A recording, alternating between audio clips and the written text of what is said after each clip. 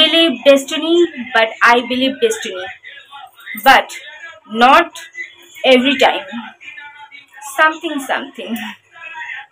কি ইংরাজি ছিড়ি, don't mind, একটু বলা ভালো, যেটুকুনি জানি বলা ভালো, ভুল হলে শুধরে দেবেন। I believe destiny. তো আমি রেডি, অনেক সময় অনেক পুরনো জামাও আমি দিয়ে দেই, নতুন জামাও আমি দিয়ে দেই, আবার অনেক পুরনো জামাও আমি দেই না, রেখে দেই। তার মধ্যে এটা একটা অনেক পুরনো, এইটা প্রচুর মানুষকে দেখেছি পরতে, প্রচুর মহিলা, প্রচুর মেয়েদের দেখেছি পরতে পুজোতে নর্মালি। একটা ম্যাক্সি ড্রেস, অনেক দিন আগে এটা কিনেছিলাম, প্রায় 3 বছর 4 বছর তো হবেই। অনেকবার পরেছি, কিন্তু আমার ব্ল্যাক ফেভারিট, ওর জন্য আমি ব্ল্যাক সাধারণত খুব কম দেই। আর কিছু কিছু জিনিস তো রেখেই দিই। তার মধ্যে এটা একটা খুব পছন্দের একটা ম্যাক্সি ড্রেস। তো 2 জায়গায় যাওয়ার আছে, তো আমি রেডি হয়ে গেছি, ওনার বাবাও রেডি হয়ে গেছে। তো পায়রাদের খেতে দিয়ে দিই, আজকে কাকুর কিছু খাওয়ার নেই, কাকুকে তার জন্য সরি, কাকু কালকে পাবে।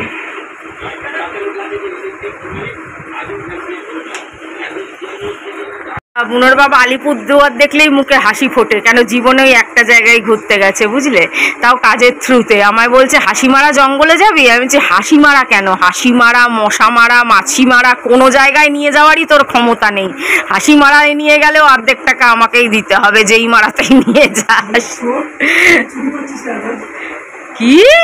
কি চুরি করেছে বল, কত করে?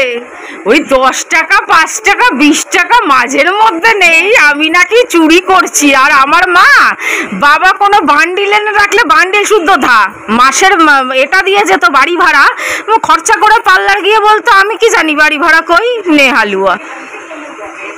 আর আমি 10 টাকা 20 টাকা মাঝের মধ্যে ঝাড়ি, ওইটা নিয়ে নাকি অনেক হয়ে গেল বোঝো কাণ্ড। বুনোর বাবার মাছ গরম করে ফেলি, আমার জন্য আবার চিকেন চাপ, রবিবারে সকালেও চিকেন চাপ, রবিবারে রাতেও চিকেন চাপ। চলো রাতেও একটু পেঁয়াজ কেটে নিলাম, একটু লেবু কেটে নিলাম, চাপ আর রাইস, বুনোর বাবার মাছ। দেখো আসলা ভাত খাচ্ছে, খা ভাত খা, খেয়ে দে বাজ, কেউ না খেয়ে মরিস না।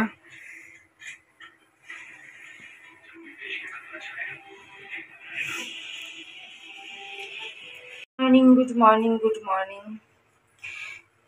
শ্রাবণ মাসের 3য় সোমবারে সকলকে অনেক অনেক শুভেচ্ছা। কালকে রাত্রি 3টের সময় যেন হঠাৎ মনে হচ্ছে চাদরের মধ্যে কেউ ঘুরে বেড়াচ্ছে, তারপরে উঠে লাইট জ্বালিয়েছি, দেখি বুনোর বাবাও জেগে রয়েছে। আগের সময় বুনোর বাবা বেহুশ হয়ে থাকে, ভাগ্যিস বুনোর বাবা জেগেছিল দেখলাম কালকে। তারপরে দেখলাম যে কি আরশোলা না ইঁদুর না এমনি নানা রকম এত চিন্তা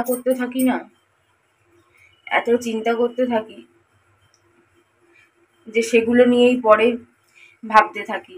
চলে যাব, পায়রা, কাক, বুনোর বাবা যেরকম ভাবে মানে মেন্টাল টর্চার করে দেয় এক এক সময় আমি বুনোর জন্য বিরক্ত হয়ে অনেক চিল্লামিল্লি করি, একটু ভাইলেন্ট হয়ে যাই, নিজেকে কন্ট্রোল করতে পারি না, মনের কষ্টটা অন্যরকম ভাবে বেরোয়, রাগ থেকে, ঝগড়া থেকে, রুডনেস থেকে, এরম ভাবে মনের কষ্টগুলো বেরিয়ে আসে। কিন্তু সেটা খুব কম মুহূর্তের জন্য, 10-15 মিনিট ওরকম করতে থাকি পাগলামো, 10-15-20 মিনিট, তারপর আবার নর্মাল হয়ে যাই, একটু চিৎকার চেঁচামেচি কান্নাকাটি এরকম করে নর্মাল হয়ে যাই। কিন্তু বুনোর বাবাও তো যেগুলো করে সেগুলো ঠিক না। একজন শিক্ষিত মানুষ হয়ে এত কুসংস্কারী, তাহলে আর পায়রা বিক্রি হতো না। কেউ হাজার বাড়িতে পায়রা পোষে, তাহলে কেউ পুষতেও না, কেউ পায়রার ধারের কাছেও যেত না, যে পায়রার পটি থেকে একেবারে এটা হয়ে যাবে, সেটা হয়ে যাবে, হার্ট অ্যাটাক হয়ে যাবে, হার্টের প্রবলেম হয়ে যাবে, এইসব কথা কে বলে ভাই? আর তাছাড়া একটা ভালো কাজ, যা হয়ে যাবে। সব জিনিসে কপালের উপর বিশ্বাস হয় না। কেউ যদি হাত গুটিয়ে খাটে, ঘরে বসে থাকে আর ভাবে কপালে খাওয়ার লেখা থাকলে আপনা আপনি আকাশ থেকে খাবার এসে মুখের ভিতর ঢুকে যাবে, সেই সব কিছুতে কপাল বিশ্বাস নয়। কিছু জায়গায় মানুষকে নিজে করতে হয়, খাটতে হয়, তারপরে সাকসেস পেতে হয় বা খাওয়ার জোগাড় করতে হয়। কিন্তু কিছু কিছু জিনিস কিন্তু কপালের উপরেই ডিপেন্ড করে, যেরকম জন্ম, মৃত্যু, বিয়ে শাদী। দেখবে অনেক সময় একতলা থেকে মানুষ পড়ে গিয়েও মারা যান, এরকমও ঘটনা ঘটেছে, জাস্ট সিঁড়ি থেকে একটুখানি পড়ে গেছে। আবার একই সময় 4-5 তলা থেকেও পড়েও মানুষ মারা যান না। প্লেনে সবাই মরে গেল, একজন বেঁচে গেল। এরকম কিছু কিছু জায়গায় কপালের ব্যাপার তো থাকেই। সব কিছুতে না মানলেও কিছু কিছু জায়গায় মানি। কি বলবো বলো, আমার কপালটাই খারাপ। তারপর আরেকজনের কথা কালকে মনে করছিল, সেটা তো মনে পড়ার স্বাভাবিক। মানুষ যদি চারিদিক থেকে ডিস্টার্ব হয়, হ্যাপি না হয়, আনহ্যাপি হয়, মানসিকভাবে বিধ্বস্ত হয়, তাহলে এটা তো হওয়ারই। যাই হোক, তারপরে আজকে 2 জায়গায় যাওয়ার আছে। ঘর ঝাড়া রেডি, ঘুম থেকে উঠেই দেখো ওটার কি অবস্থা, চেঞ্জ করে না, 1 বছর হয়ে গেল। ইঁদুর আবার এখানে কাটা শুরু করেছে, কি বলবো বলো। নতুন ফ্যান, নতুন নতুন ফ্যানের ওখানে দেখো কেটে কুটে কি কাণ্ড করেছে। আবার ফ্যান তো কাটতে পারবে না, কিন্তু কাগজ এই যে বাক্স ফাক্স ভেতরে থার্মোকল এগুলো কাটছে বসে বসে। কি বলবো, বুনোর বাবা দেখলেই চিল্লাবে এবার।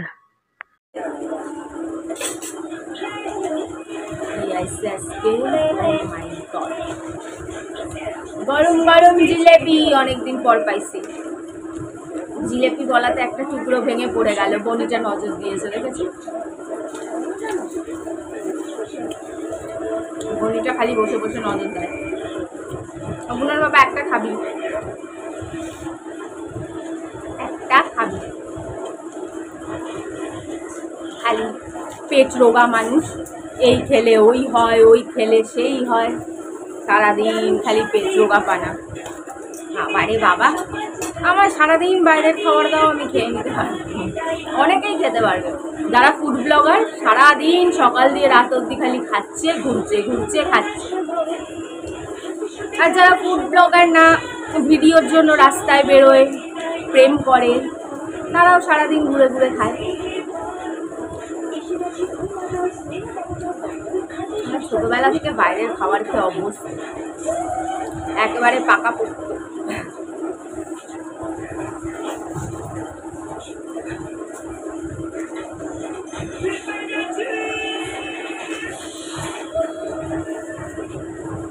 তাই জিলেপি চলে যাচ্ছে।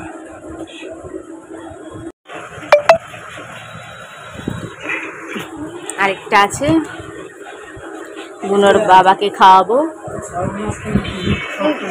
জানি জানি জানি, বুনোর বাবা দেখে নিয়েছে, পাখার বাক্স কেটে ফেলেছে যে।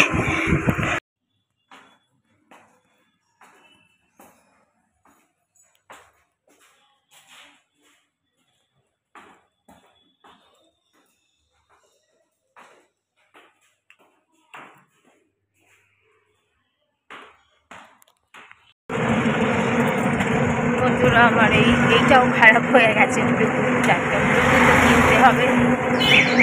কি বলবো, যখন খারাপ হয়, অনেক বছর চলেছে, মিথ্যে কথা বলে লাভ নেই। এটা কিনেছি 4 বছর হয়ে গেছে। আর কত চলবে, এত টানা হিচড়া। আমি ইউজ করেছি, বৈষ্ণবী এলে মাঝের মধ্যে বৈষ্ণবীকেও দিতাম ইউজ করতে। আর কত চলবে, কিনতে হবে। কিন্তু এটা ভালো কোম্পানির ছিল, বোটের ছিল, অরিজিনাল ছিল। এটার দাম প্রায় 2000 টাকা এরকম নিয়েছিল। 4 বছর আগে একটু দামও বেশি ছিল। তো এখন 2000 টাকা দিয়ে কিনবো না, ডুপ্লিকেট বোট কিনবো। ফ্লিপকার্টে দেখছি 700 টাকা 800 টাকায় বোটের আছে। আর আমি তো ইয়ারবাডস লাগাতে পারি না, হাঁটলেই কান থেকে খুলে পড়ে যায়। কি জানি, সবাই ইয়ারবাডস লাগায়, নাচ করে, ভিডিও করে, এত কিছু করে, কারো কান থেকে খোলে না, আমার কান থেকে কেন খুলে যায় আমি জানি না।